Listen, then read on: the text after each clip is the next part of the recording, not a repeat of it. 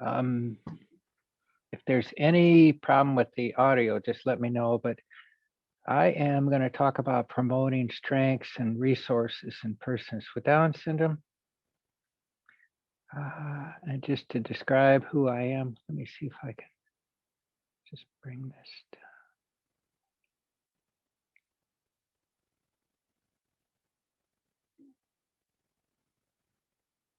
Oh, I can't see it.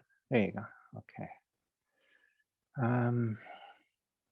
This is a clinic in Chicago. We worked with my colleague, Dr. Chacoin. We saw about 6,000 people. And I also worked in Denver. It was a one-stop shop. All that meant was that we saw people and diagnosed both health and behavioral health issues. The beauty of the clinic was that it was a clinic for people just for health issues. And Dr. Chacoin was a primary care doctor. And so at least 60% of the folks we saw were doing just fine. And that gave us a totally different perspective about people with Down syndrome and their families. We were able to see how they adapted to life and not just problems. We also maintained a very close relationship with the parents, including my former director of our local parent group, Sheila Hebine. And we really viewed the families as the experts, and they felt very comfortable with us because we were in close contact, and we viewed what we learned as really a family wisdom. What we learned is there's certain behavioral characteristics that were incredibly consistent from young children all the way to adults. And we viewed this as an alternative to mental health labeling. It was a way to begin to identify and solve issues and concerns, but also it was really important to understand that these behavioral characteristics were both a strength or a weakness. And my job today, and as it has been in the past, has always been to promote how to best take advantage of these characteristics. And I want to talk in the time we have about certain of these characteristics. Expressive language is very huge in people with Down syndrome. Social emotional skills. Most of our folks have a radar, a kind of a sensitivity to human beings that's incredibly good for them. The problem is they're a little too sensitive sometimes and can be a little bit too sensitive to negative feelings and emotions. Self-talk, I'm a little concerned that it won't be translated, but it just means talking out loud to yourself. And that when we first started the clinic so many years ago in 1992, we saw a lot of people who came in with antipsychotic medications simply because they were talking out loud to themselves. And we've done our level best to describe what self-talk is, and I will have enough time, I think, today to talk about self-talk.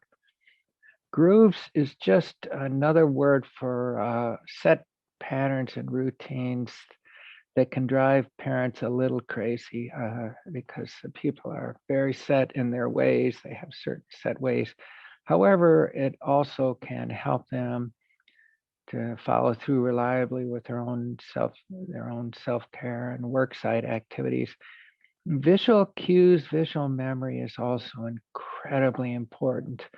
We found something very striking, that people with Down syndrome tended to have a photographic visual memory. In other words, they'd take in and remember everything they see. And it's a huge issue. A lot of people stress the fact that people are also highly responsive to visual cues, and that's true, and we'll talk about that. And if we have time, concrete versus abstract forms of thought. Let's see. Maybe I'll talk about that first. So people conceptualize the world in concrete and visual form people with Down syndrome.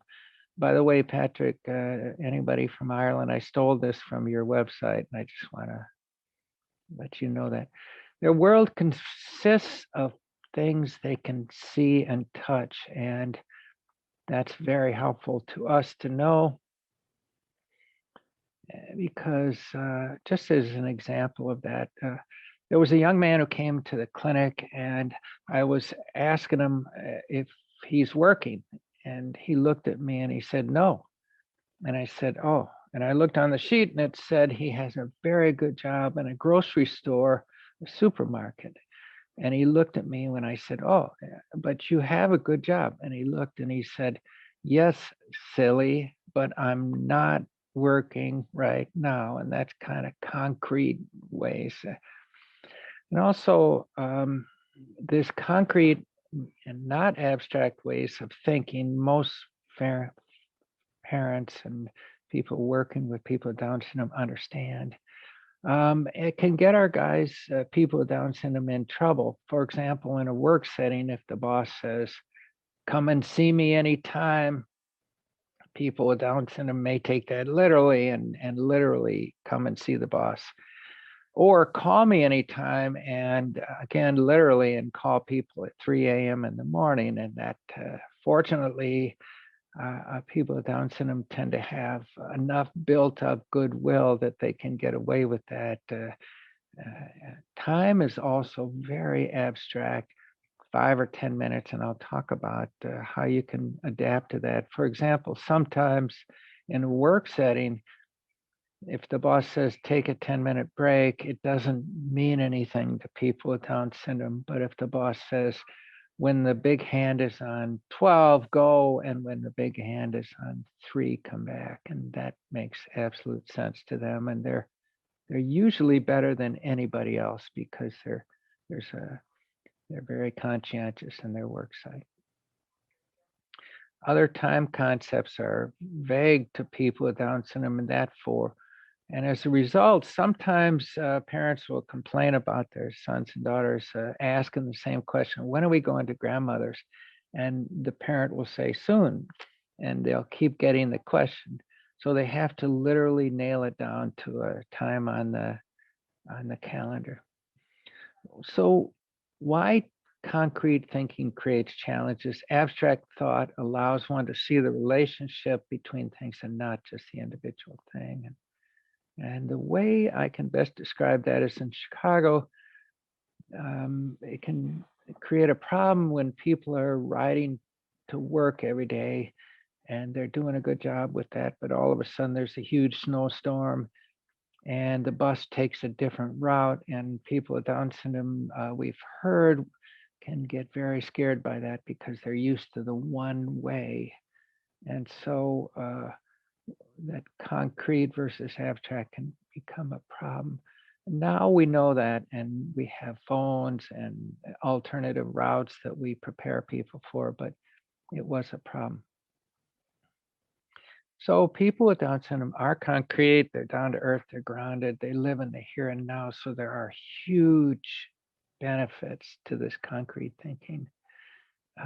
There has been a book by a woman in the US about expecting Adam, and it's, God, I'm too old to remember names, but I think she stated that her son really changed her life because she learned how to live right here and now. And every spiritual tradition emphasizes that, live here and now, and our folks have it automatically. Also, our guys have a reputation for 2 speeds, slow and slower, and yet we can learn so much for how they live. They learn how to slow down and really enjoy life as it is. They're not rushing around trying to keep themselves too busy. So they have so many lessons to teach us. Actually, the woman that I was talking about was Martha Beck. And people with Down syndrome literally and figuratively learn to smell the roses. And that is hugely beneficial to us, and families tell us it's very, very helpful to them. A huge issue is expressive language for our folks. Expressive language is limited. Receptive language can be both a strength and a weakness, in that our people will, with Down syndrome, will take in everything, but they don't always know how to interpret it. But expressive language, and in the time I have today, I want to talk about the fact that it is an issue for our folks. Verbal language is not a strength, and they are not good on their feet with the spoken word. They're much better mediums for them, written word, visual, and I'll talk about some of those. But and in the United States, there's an issue. It's called the Fifth Amendment, and that allows you to prevent you from self-incrimination. I remember as a kid watching congressional mobsters were presenting to the Congress of the U.S., and they consistently would say, "I'm taking the fifth," which meant they didn't have to incriminate themselves.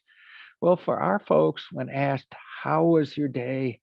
or questioned about something they did, many will simply try to not answer. "I don't know," or try to avoid the question. And the reason is they're just not comfortable. They want to please you, and they're just not comfortable on verbal exchanges. And so this can create a host of problems, more difficult for them to communicate problems or issues, makes them at greater risk for shutting down or depression. And just as an example of this, there was a young man who worked in a grocery store, and he would go out and retrieve the carts from the parking lot. And one day he went to the door to go outside, and he couldn't leave. His boss kept telling him, "We need the carts, please go get them." And he was let go from that job because that retrieving the carts was a huge part of the job. As it turns out, he was actually bumped by a car when he was retrieving a cart, and he could not express that to anybody. And so the boss let him go. We only learned about it because one of the customers who was out of the country came back and asked about him. And she said, "Oh my goodness, I saw him bumped by the car in the parking lot." And he simply couldn't explain it, in part because one of the problems is that if he explains it, he relives it. And that is kind of reliving the trauma. So he is in another job now, but this kind of issue we'll talk about a little later is a huge issue for people with Down syndrome. Ironically, concrete and visual. Concrete just means solid, something you could touch, and anything they can see can help us solve problems. It may give us a way to help people with limited expressive language. Remember, their world is concrete and visual. Encourage them to use words. You can use pictures. This is very interesting issue. What we suggest to families sometimes is when your son and daughter go out at night and they come back, imagine, instead of saying what happened and they absolutely can't tell you, they have a camera, a cell phone, and they take pictures. And in this case, a picture truly is worth 1,000 words. They can show you a picture and it can translate their world to you so easily. And they may simply add a few words, and that really fills in the whole picture of what happened. Play, dance, work, restaurant, food. They can take pictures of the food they had, and it can change their lives in many respects. By the way, we have a huge number of Elvis impersonators. The picture that just came on the screen is just one of many people who, people with Down syndrome tend to be very creative and hams. And I don't know if that translates, but ham means they love to express their own artistic skills and talents. And so that is the restaurant people could work and live in, the food. Those are all pictures that they can explain. Remember, too, that the word The written word is visual. And so they can communicate through notes, journaling, lists. Our guys, people with Down syndrome love lists. They love making lists, and they can be very beneficial to them. Just to give you an example of how you can use this note taking as an example, there was a young man who was, his mother brought to see us. We were in California at a conference, and she said her son and her had a really not a good relationship because he would not talk to his mother. When he came in, I was pretty surprised because he was a very outgoing young man. He had a good handshake. And turns out he was even an actor in the movie industry, but it was a problem for her. And so I asked him to talk to his mother. He turned to her, and out of his mouth came this very squeaky, intimidated voice. I think he was just intimidated by her, and again felt unsafe or just not on solid ground.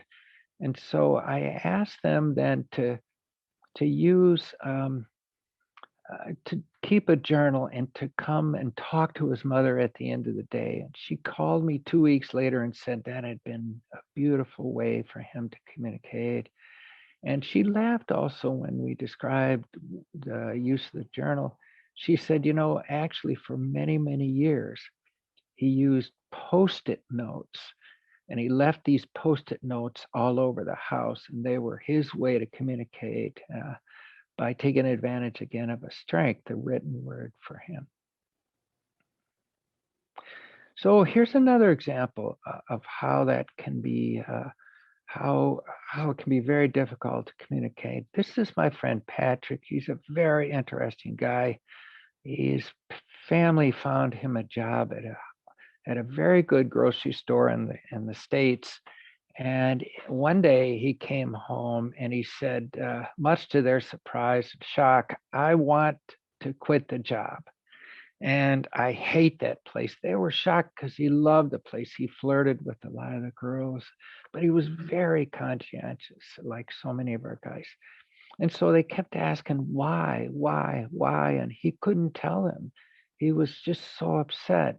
And again, part of the reason he couldn't tell them is if he talked about it, he would have to relive whatever happened. So we needed to find out what happened. And so we had to rely again on something that was concrete and visual for him.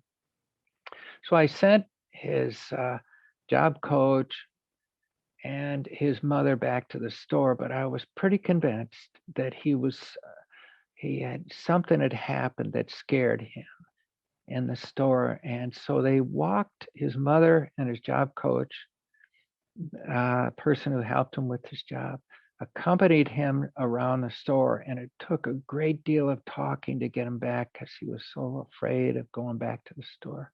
But they went, and that, by the way, is the job coach and his mother.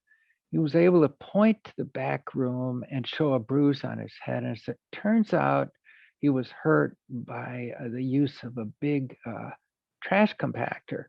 He hit his head on it, and it scared the heck out of him. And so every time he thought about going back to the store, he replayed that incident. So what we did was simply help him to avoid going back anywhere near that job compactor, the trash compactor, and he was able to eventually go back to the job. But had we not had some way to send him back to point to what was going on, we would have never learned what happened.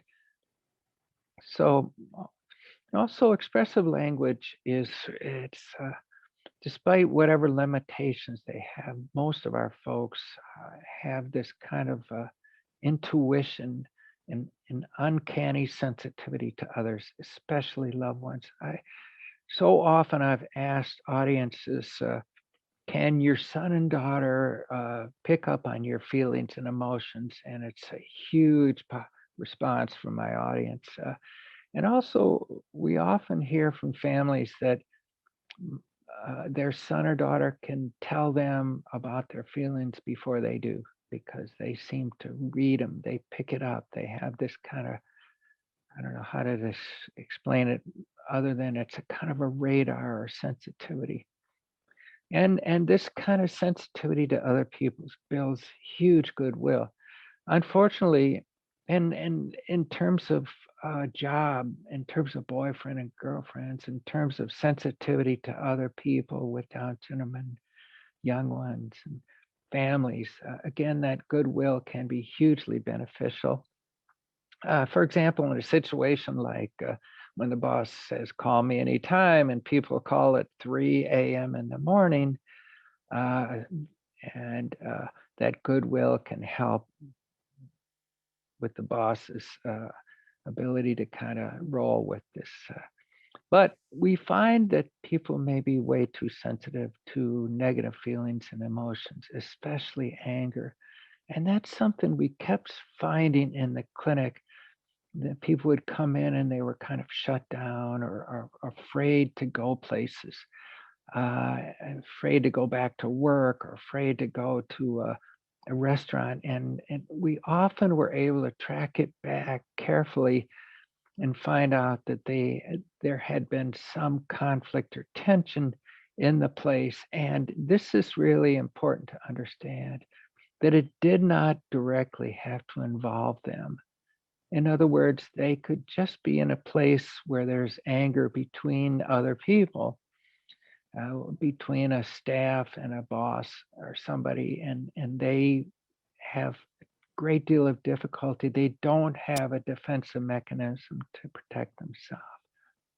And so what we recommend is that whenever there's a kind of a change and you see your son or daughter's experiencing some kind of fear about going to some environment, you may want to check it out. We had a number of situations where there were bullies in work environments, or situations where they were hurt emotionally and they were afraid to go back. And other places when they simply felt the tension and conflict in an environment. Now, self-talk is also very important to talk about in the time I have. Self-talk is talking out loud to themselves. And for many, many years, we've talked about self-talk, how important it is. And it continues to be a problem or controversy for two major reasons. For teens and adults, self-talk is not accepted in public. And I hope there are no mental health people in the room, but if you are in the room, you're probably okay. I warn families that social workers, psychologists, psychiatrists can be a little risky for their sons and daughters because they think self-talk is psychosis. So you have to have them call us and we'll explain. But also, self-talk, when it's done in a private place, can even be very scary to families because it includes this like this theater in their bedroom, and with talk to imaginary others, and it can be very kind of there's some fear that that's a very disturbed when it really isn't. But just to explain, we've looked at self-talk and found that it's actually revered in the child development literature. Just to explain, it's self-talk is gradually internalized by about the age of 7. But what it is generally is it's a way to kind of talk people through a task out loud. And it's often the best way for people to learn a task that's just out of their reach. So by about the age of 7, okay, hold on just a second. Hey, can you turn it down just a little, hon? Sorry. We live and work in the same environment. By about the age of 7, most children will internalize the self-talk, but what it turns out, the research has found that kids with certain issues or challenges, such as learning problems or attention deficit issues, hearing or visual problems, will often internalize much later. And what they find is they need that extra boost that the self-talk gives them in doing tasks and challenging issues, especially. So self-talk continues in people with Down syndrome for 3 reasons. Number one, they need that extra boost that the self-talk gives them to talk. And it turns out researchers say we all use this. We're just a little more careful about not saying it so loud. People with Down syndrome may not be quite as sensitive or aware of the need to cover up. And let me give an example. This is my friend Patrick again. He's in his kitchen and his mother is telling him that he was very kind of a little mean to his brother. And so Patrick is very upset and wants to complain about his brother, but he's afraid to go ahead to talk to his mother. It's again, he's not safe verbally. So what happens? Patrick goes 10 feet away to the bathroom. He goes in, closes the door, and his mother hears him in there swearing up a storm, that horrible rack and sack and miserable SOB. And then his mother is shocked and knocks on the door and saying, Patrick, what are you doing in there? And Patrick comes out and he's incensed because those are his private thoughts. Why is she asking him about this? So our guys don't always know that this kind of space is not private. And we were called to work or school settings because the principals or bosses were kind of scared. They don't know what's going on in the stalls. And it turns out our guys were in there talking up a storm because they really were not aware that it's a private space. So self-talk continues in all of us. We all do it. We're just a little more careful how we do it. And so we may not be, people with Down syndrome may simply not be as sensitive. So like hugging or even masturbation, self-talk is not an issue, not inherently wrong, it's just when and where it's expressed. So we suggest people try to confine it to a private space. And let me keep going because I think I'd like to, okay, self-talk can be also very dramatic in people's rooms. And again, it's just one of those things that self-talk all we've learned is like a laboratory for our guys in their bedrooms or their private space. They can bring in the world and act it out to explain to themselves, or at least try to understand it. And so it can be a place where you can learn what's happening to your son and daughter out there, because even if they can't tell you, they may enact the scene or situation in that room. So you can kind of look and listen to see if there's a change in tone, and if they're bringing in things like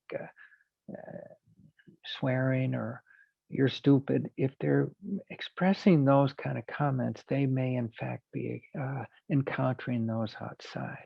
So it's not pathological. It's just when and where expressed, and it can be a very good way to kind of determine what is happening to your son or daughter out in the world. Okay, I want to talk about the S word, stubborn. Grooves, we call them. I'm not sure if that's an issue to translate, but it's these set patterns and routines that can drive other people a little crazy. And it turns out there are huge benefits to the groove. It gives structure and order to people's lives. Even when it doesn't look like it gives order and structure to people's lives. So many families would describe their son and daughter's rooms as being this very meticulously neat, organized, but others that had stuff everywhere. But God help you, if you went in and moved something, your son and daughter knew exactly where everything was. So the groove helps people, allows them to have enormous independence, because once they learn a task, they can reliably repeat that. And bosses love our guys because they're very conscientious and meticulous It can also help in terms of chores at home. Also, we find that there's huge benefits. It is a PR, public relations issue, because uh, people with Down syndrome are a sociological minority. They're kind of stared at by people sometimes in public because they do look different.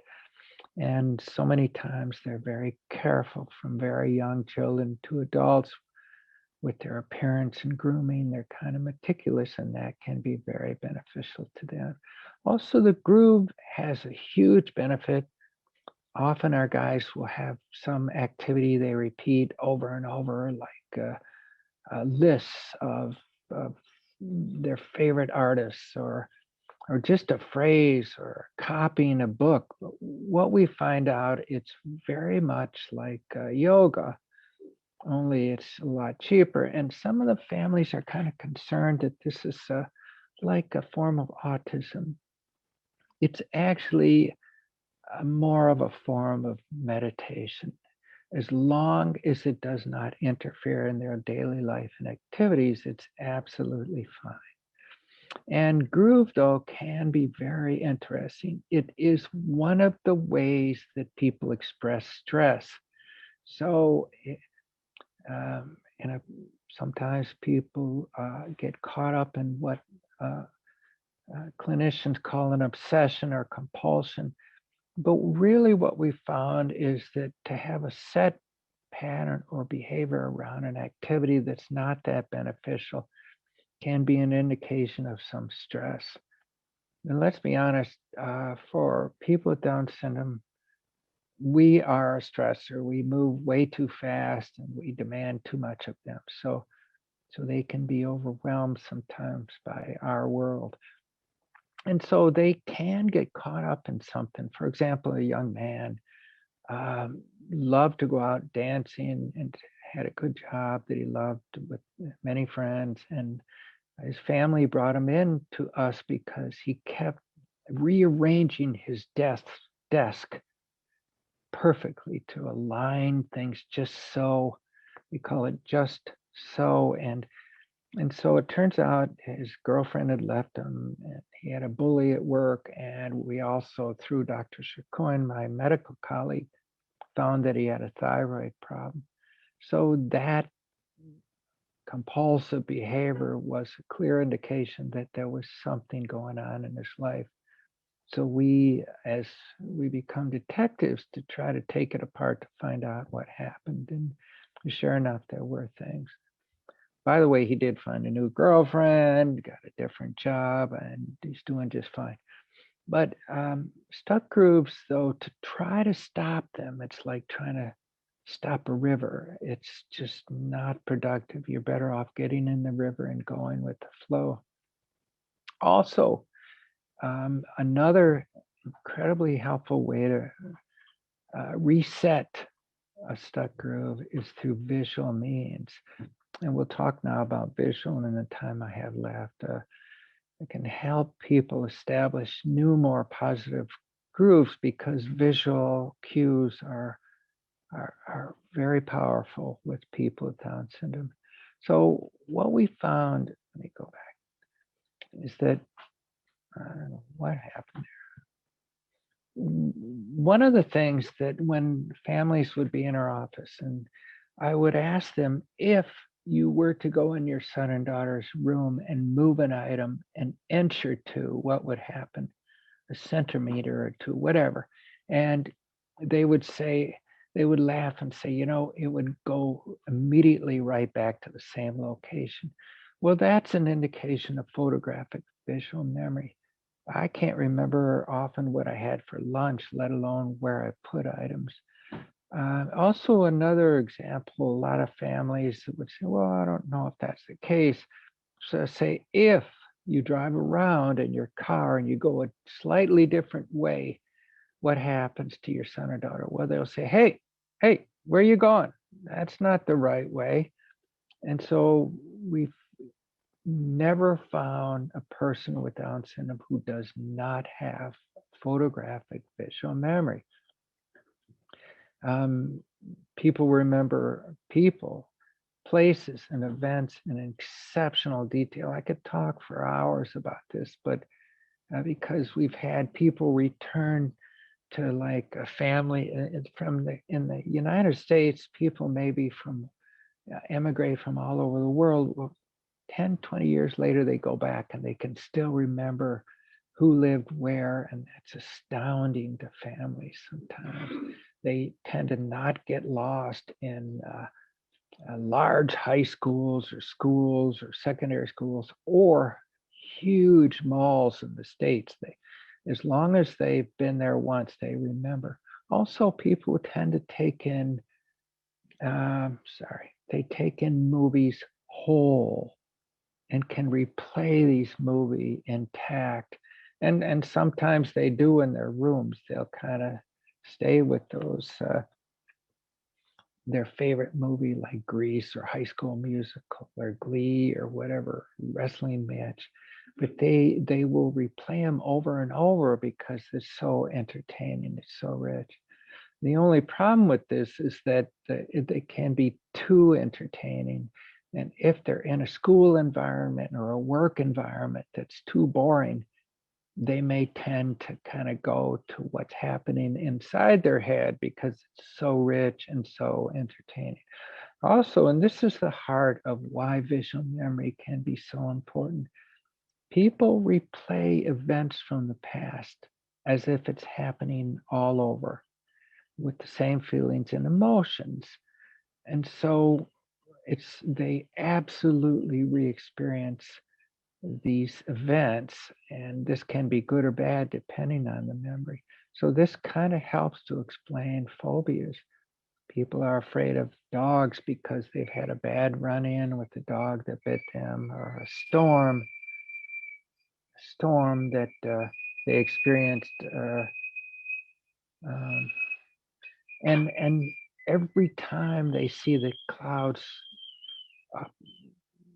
darken, they maybe remember and go into that. So if there's a reminder of some kind of event, like an animal or a cloud or something, they can go there.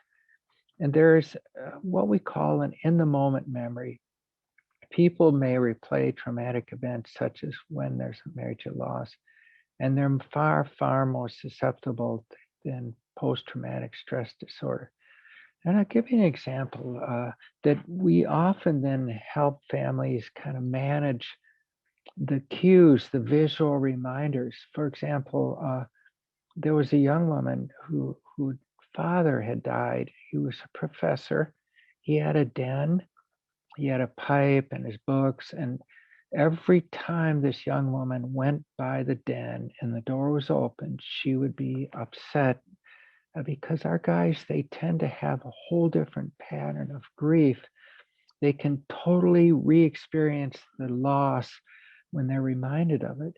So we asked her family to simply close the door to her father's den and perhaps open it once or twice a week so that she could reconnect to her father. And also the same holds true of going sometimes to graveyards. People can experience that sense of connection to the other person. But if there's an actual reminder in the house they live, that can be very, that can trigger grief in a way that is, it can be helpful, but it can also be a little overwhelming. And again, if you remember, the example of the parking lot is absolutely of the young man who worked in the grocery store, who tried to retrieve carts, but got to the door and couldn't go any farther. And to explain that, we know that he got to the door and in his head, he replayed the whole experience of being bumped by the car, and he just could not go out there anymore. And so he lost his job, but he also could not explain what happened. There's another example, a young woman who worked in a McDonald's, our horrible export to the world, McDonald's. But she was found in the floor of the bathroom in the McDonald's crying. And even though she loved her job and loved her other employees in the job, she refused to go back. And what we think happened was somehow somebody hurt her feelings badly, because we did a physical exam and could not find any evidence of any physical or any other kind of abuse. So some of the ways to resolve problems are simply to use visual memories to help people. For example, there was a young man who was experienced a loss of his father, and his father had an open casket, and after the funeral, he kept seeing that image of his father in the casket, and I think ironically, it's because he was told his father would be present in that casket, and it just absolutely didn't help him at all. So he could not go to work or go out and do activities he loved. So we asked his family to gather together pictures of activities that he did with his father prior to his loss. And this was allowed him to kind of get past that whole image by re-experiencing positive events with his father. So in the time I have, I also want to explain that even though the grooves are on board, meaning they're a part of our guys, visual is king. They're visual learners. They love movies and pictures. They remember everything they see. I mean, everything. And so researchers have clearly shown that if you tell our guys something, they're going to maybe forget pretty easily. But if you show them, they never, never, never forget. So we take advantage of that. We use checklists, use calendars, visual images, because our guys, it's hugely beneficial. Calendars are also hugely popular in people with Down syndrome. Again, partly because time is too abstract, but our guys love to predict and plan by seeing the days on the screen. And they can memorize the calendar. So if in fact you tell your son or daughter you're going to grandma's house on Tuesday, the 18th, and all of a sudden you have to change that, you better go back to that calendar to point to this thing and change that, because otherwise it'll stick with them and they'll keep asking you about it. It does, but visual can be used in so many different ways to help people to express feelings and emotions, preferences for foods, to set up a schedule, to explain how they feel, and to help with social skills, naming and managing behavior.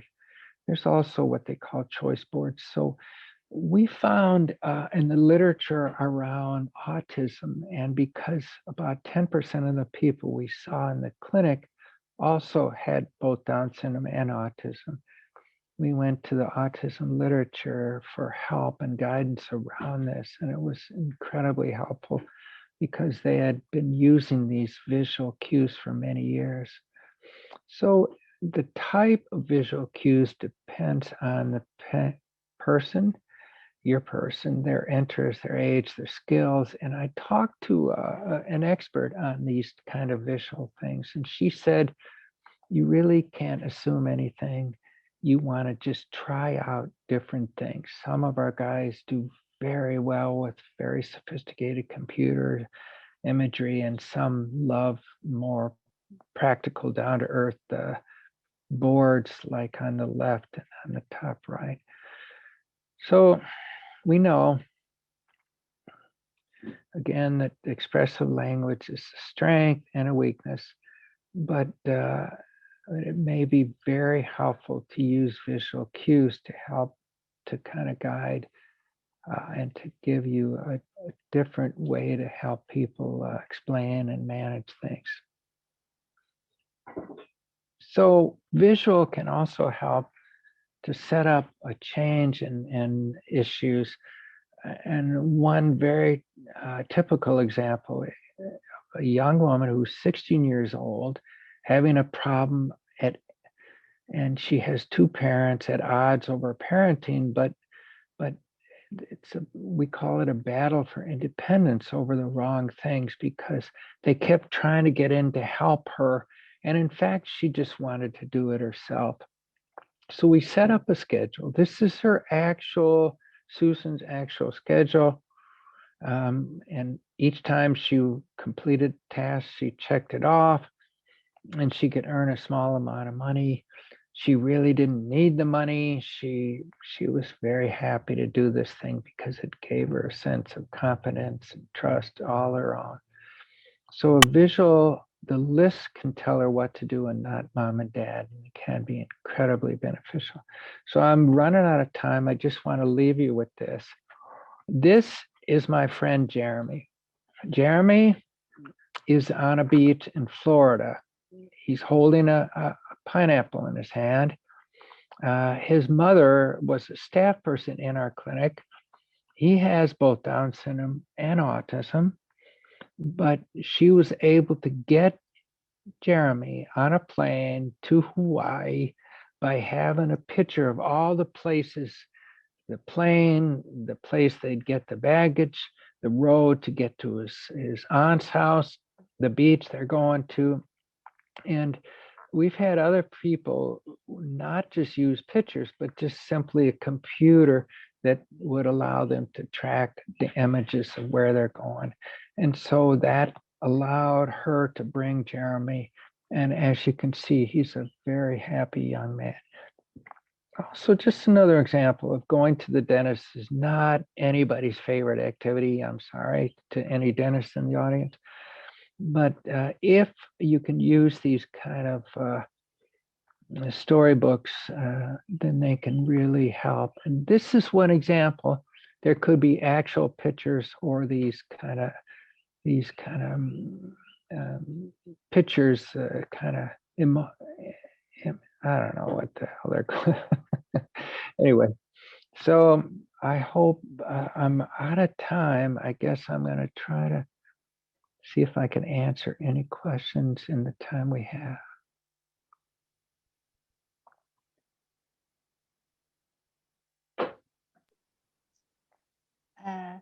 Dennis, there are lots of a couple of questions. Can you see the questions? Or I can read to you if you want. I see him. Okay.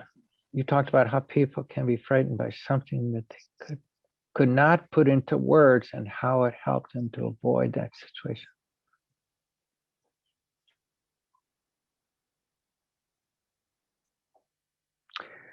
Yeah, they're asking, the question is, how do you help people with things that they can't avoid? And I think, again, the best way to do that is to use visual images to walk them through these activities first. And also, we know that many of our folks love role play. I don't know if there's a simple translation for role play, but it's simply to act out the activity in a safe place first before you go to the other place. And that can help them see and remember a solution. It prepares them. In the general population, psychologists have used that kind of role play for people before they go to job interviews, because it helps them prepare and develop a strategy or plan for doing that. So that is absolutely the case with people with Down syndrome. Second question, how to beat support with non-verbalizing host problem. Yeah, how to beat support with the non-verbalizing host problem for a person that is not able to write, talk on language, and only lives within Disney movies age of older than 30.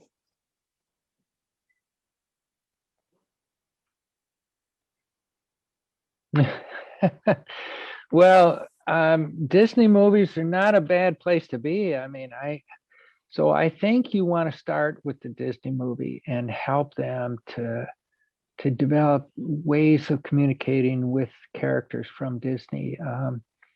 and also at least temporarily convert anything they're doing into some kind of Disney movie, even if they're their 30s. The Disney movie is a safe place, and it keeps them from a world that can be overwhelming to them. So you want to try to bring in a way to kind of manage by using whatever Disney characters, again, by role play, by acting things out before they go.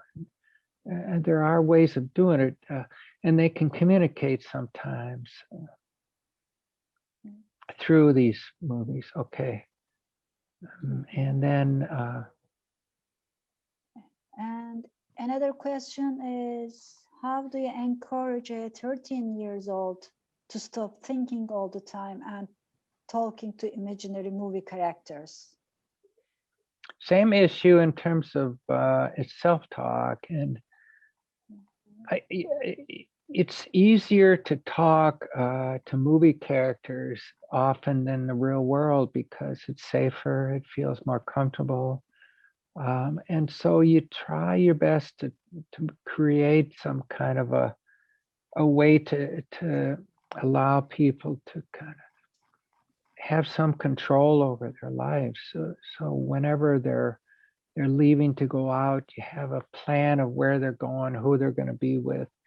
As long as it's visual, notice the characters are visual, they're images they see from movies. And even Disney is hugely helpful in that it's a visual image. They're all about movies and scenes, and you can take advantage of that to slowly kind of create those visual images outside in the real world so that they can feel safer out there. What strategies would you use if the individual refuses, avoids visual supports? You know, it's kind of interesting question, because so often we found that it wasn't the individuals with Down syndrome who were kind of resistant to visual supports. A lot of the families were kind of thinking, well, that's kind of going backwards. We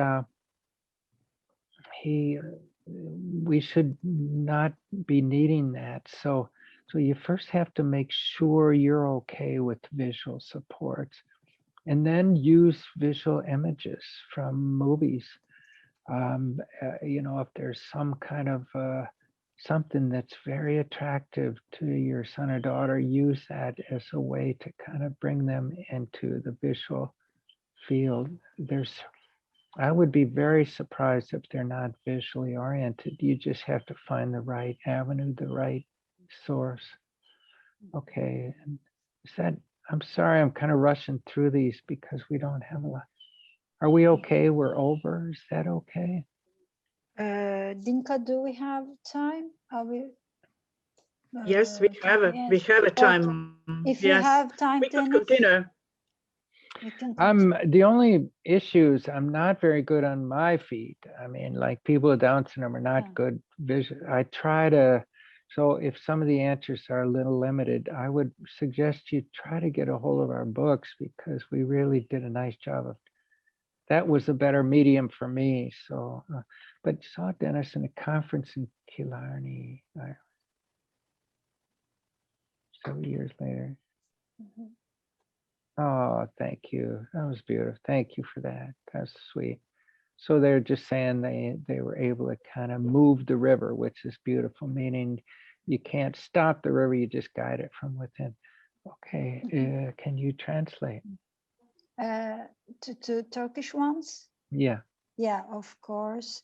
What do you think about whether psychiatric drugs, especially drugs such Ritalin, Risperdal, Concerta, which are given for hyperactivity and attention deficit, which are diagnosed as side diagnosis in many of children, suppress learning?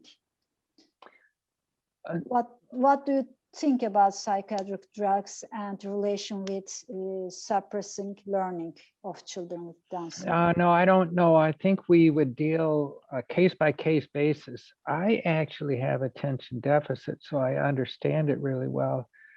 But we would not assume attention deficit until we were able to rule out anxiety or every other possible cause. And so the medications can be helpful, but we found at a much, much lower dose because our guys absorb. And the purpose is just to create some kind of increase in focus. But you want to make sure you rule out health issues. You want to get a complete physical exam, thyroid problems, anything that could rev people up. And so the medications are only after you rule out everything else. We've used medications, but we've been very careful how we use them, and really at a very lower dose compared to the general population. So I hope that helps. You have to get somebody who understands, a doctor who's sensitive to, who actually understands both Down syndrome and attention issues. But okay, I have a 1-year-old daughter with Down syndrome.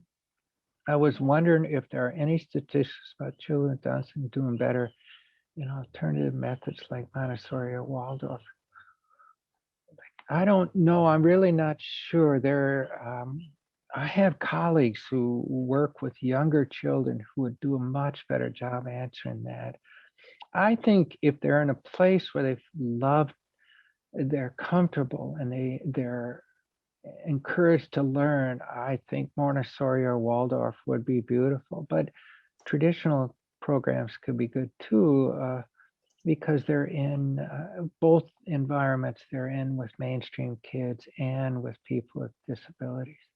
Also, if we were to consider their strengths, are there any certain kinds of career paths that they usually are happier at? God, that's hard to, I'm not sure how to answer that because sorry, Dennis, which question are you talking? I missed the question. Oh, I'm right. I'm sorry. Let's see. Oh, there's a question about Alzheimer's. Maybe I should go there first. There is a question. Have you any advice stimming? My 12 years old boy will shake a DVD box for hours if he was allowed. This is. Yeah, that's pretty typical. I mean, we found that people would call that autistic features. They're not. They're pretty much, all of us have a version of that. In some ways, it's a way to self-soothe. It can be a problem out in public, and as kids get a little older, they may need to learn a way to kind of try to, like, for example, some of our guys have little flags that they wave over and over, and it's just a way to kind of relax, and it's a neurological discharge of energy, but it's not autism necessarily. Kids with autism do that, but I think it's all okay. It's just learning when and where you can do that. Especially in a school environment where there's other kids, it could draw too much attention. So you try to negotiate with your child to kind of leave the things at home, or find a private place to do that. Okay. And the next question is, Down persons tend to eating a lot, especially about grains. How can it be put at a limit? That's a great question about food. And our people with Down syndrome do tend to have, love to eat. I think the easiest solutions we've had is to use visual images to help people establish a list of what kind of foods they want. You take advantage of the fact that they love lists and love to kind of manage their lives, and they love food. So you try to combine them, but you give them back some control. If they're constantly told, don't eat that or don't eat that, it's very upsetting, and they're going to rebel against that. So you're better off helping them develop their own checklist of what foods they can eat. And then introduce a slight incentive. They can earn some kind of reward that is not food. So I don't know. Yeah, I don't know if these are real quick answers. I hope they help. Okay, where are we? Is there any indications or evidence regarding high doses of B vitamins and other supplementation that can help DS development? I would love to answer that, but it's out of my expertise. Clearly, my physician colleagues, I'm a doctor of social work, would be the best way to do that. And I would encourage people to seek out the Adult Down Syndrome Facebook page. And my colleague, Dr. Chacoin, through that Adult Down Syndrome Center Facebook page, will answer questions like that. And he does a very nice job. So I think that would be a good way to start. Do you have any experience with nonverbal guys using electronic communicators or apps like kids with autism?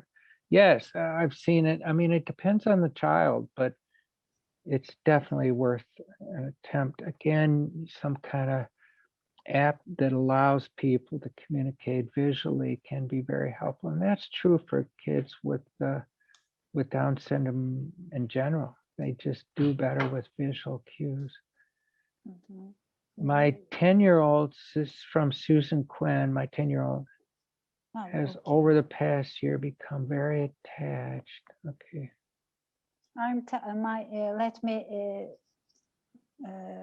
Let me read this loudly for translation. My 10-year-old has over the past year become very attached to a baby doll. I am okay with her talking to it, bringing it everywhere, etc. But I do worry that she thinks the doll is human and that this might result in hurt or disappointment for her.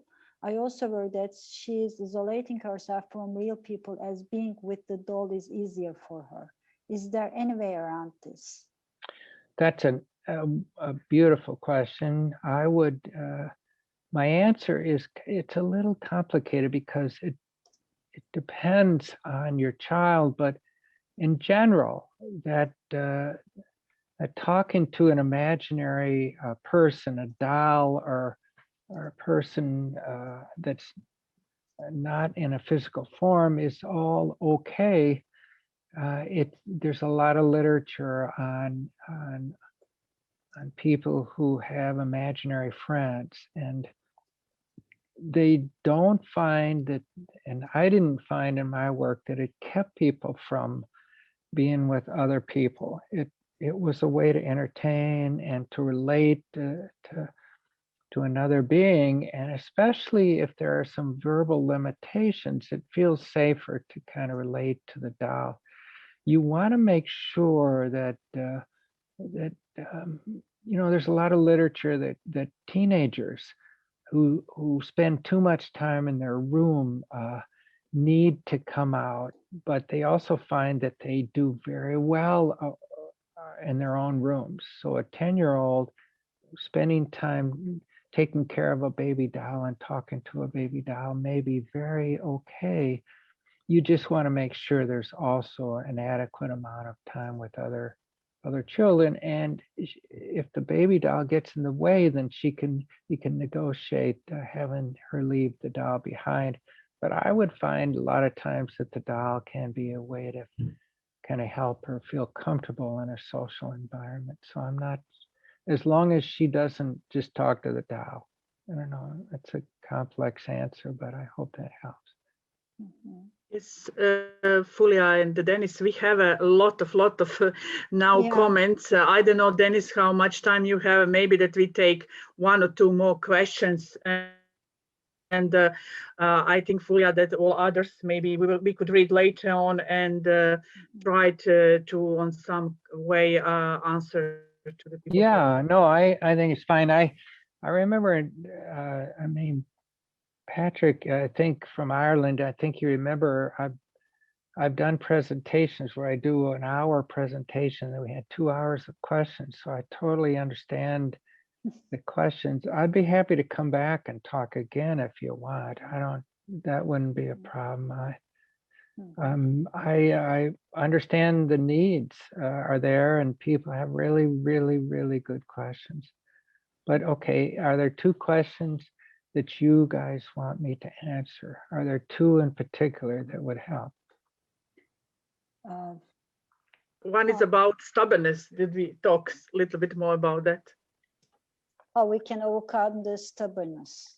Yeah. Okay, where's that? Let's see. Oh, the stubbornness. Yeah, we call those the grooves, and those are, I think, the grooves. You got to take advantage of the benefits of the stubbornness. They love the same thing, the same patterns, the same routines.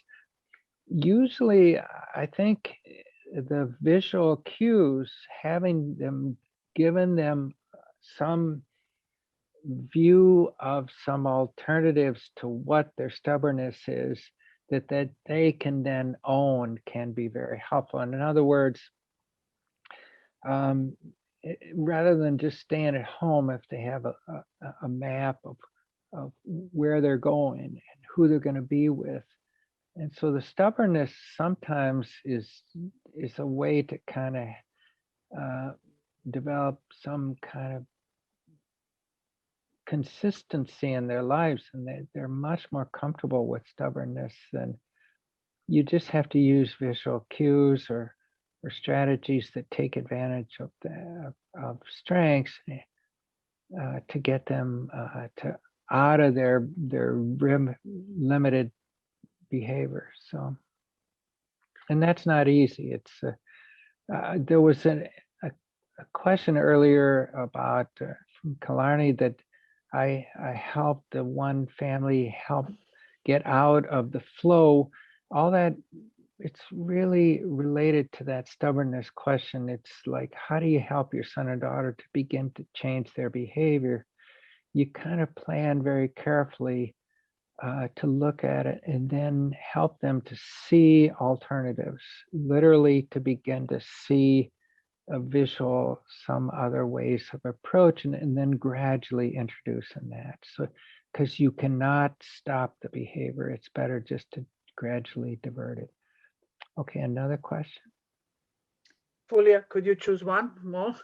Yeah, there are 18, and I can't choose which one is the most important, because it's, for me, it's each of them are very important. So the next question is how to teach my son to change a new behavior. He hits me every time he doesn't agree with something I ask him. For example, time to clean up table, brush teeth, etc. He's 9 years old with dual diagnosis. Behavior started after school closed and doing homeschooling. That's rough. That's really hard. Yeah, I think we worked often with behavioral therapists because they were able to kind of find a way to kind of help the family by setting up, they call them contingencies. Otherwise, everything you do reinforces bad behavior without knowing it. So every time you try to ask him to clean and he hits you, that it just sets up a precedent for the same behavior. And the behaviorists are very good at coming in and beginning, especially when there's dual diagnosis, when there's an autism, Down syndrome issue. And the school can have a behaviorist, someone who can literally work with the family, because that is very hard. That's really difficult. And so having somebody who's not so involved, but who also can give you strategies, can be very helpful. But I would encourage you to try to seek out some kind of help. I know it's really difficult in a time of COVID, but perhaps if this is done carefully with masks, you can do it. I hope that helps.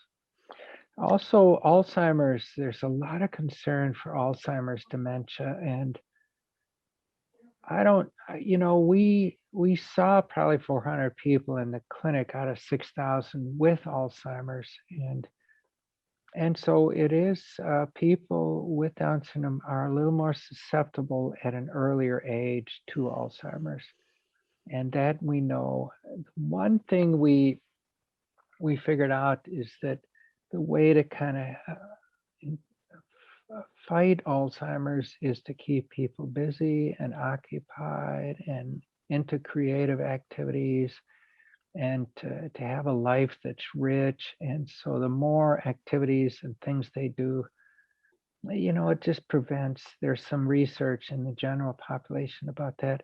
Also, there's something we found that's fascinating, that because our folks have this incredible visual memory, we found that when they did begin to have trouble remembering things like where they put their keys or their lunchbox or things like that, that was highly unusual.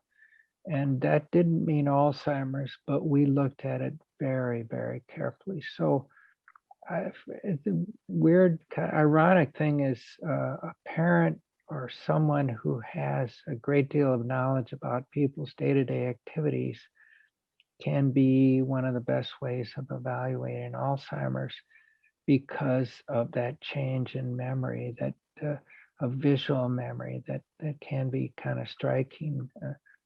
To people who often know exactly where everything is and all of a sudden they don't, that's we would find that to be the case. And so that would often be a kind of indication that something was wrong. So I think we're running out of time. I hope this is helpful. Thank you. May I ask 2 more questions? Sure.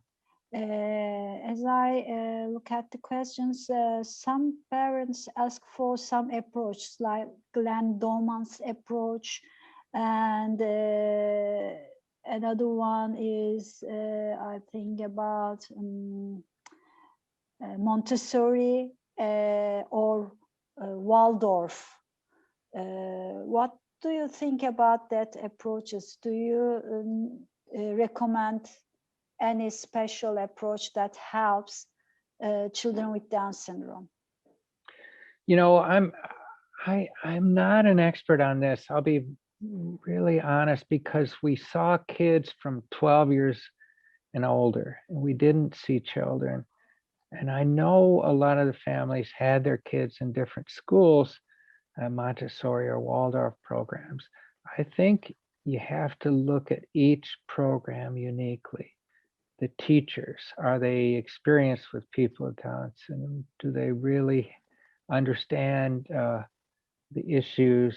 If they do, then that would be fine, because there's a creativity, there's an attempt to try to allow the child to do for themselves in those Montessori and Waldorf programs that can be very, very beneficial, but they may not fit everybody. And the other question is that about sensory integration problems. I saw that some people asking about shaking something and Yes. having the dolls, and Yeah. Or another parent asked that a son, 32 years, he listens 5 different sources same time: radio, video, songs, CDs at the same time. Are those things related with sensory integration problems, or how can we discriminate the source of the problem?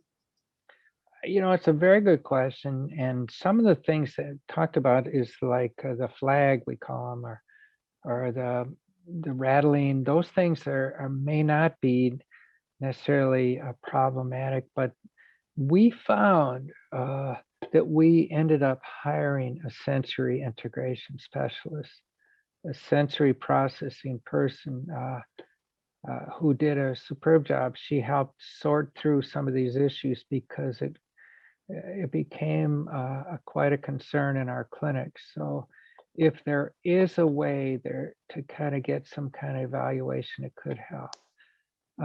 Usually it's an occupational therapist that specializes in sensory issues. And there's much more awareness of how that affects people. It can affect any senses, the mouth, hands, hearing, touch, sensitivity.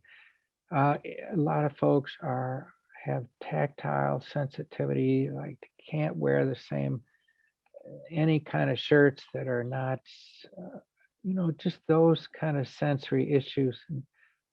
And in fact, the clinic in Chicago, the Adult Down Syndrome Clinic, the woman who leads that sensory program does also have some articles that she on our Facebook, and she took a whole chapter in the book that we just second edition of our mental wellness book. And so we were so concerned about sensory issues that we not only hired her but had her write, and she did a nice job. So if there's any way to get a hold of that chapter, I would encourage you to do that.